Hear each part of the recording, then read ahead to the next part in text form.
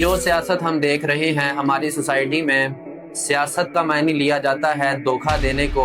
کسی کے ساتھ زیادتی کرنے کو۔ کہیں بھی اگر سیاست کا نام آ جاتا ہے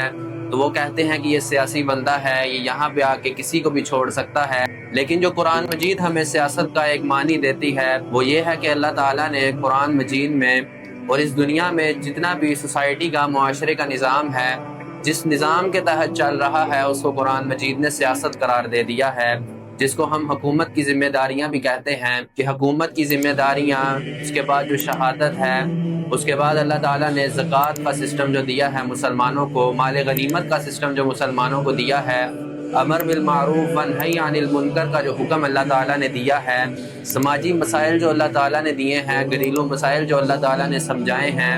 اس کے بعد اللہ تعالیٰ نے جو تمام کا تمام عدالتی نظام ہمیں دیا ہے، پھر اللہ تعالیٰ نے ہمیں جتنے بھی نظام اس سوسائٹی میں ہم دیکھتے ہیں کہ عبادات ہیں ہماری، جو ہم جنگیں لڑتے ہیں، صلح ہوتی ہے، یہ تمام کی تمام چیزیں قرآن مجید نے ایک سیاست قرار دے دی ہیں۔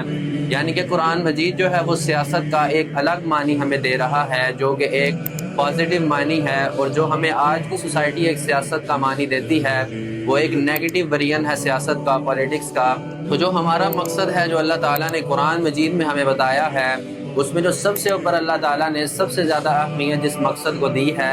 وہ سیاست مقصد ہے کہ اس دنیا میں مسلمان جو ہیں وہ کفر کے نظام کے سامنے کھڑے ہوں، اور جس کی مثال ہمارے سامنے فرعون اور حضرت موسیٰ علیہ السلام کی مثال اللہ تعالیٰ نے واضح کی ہے۔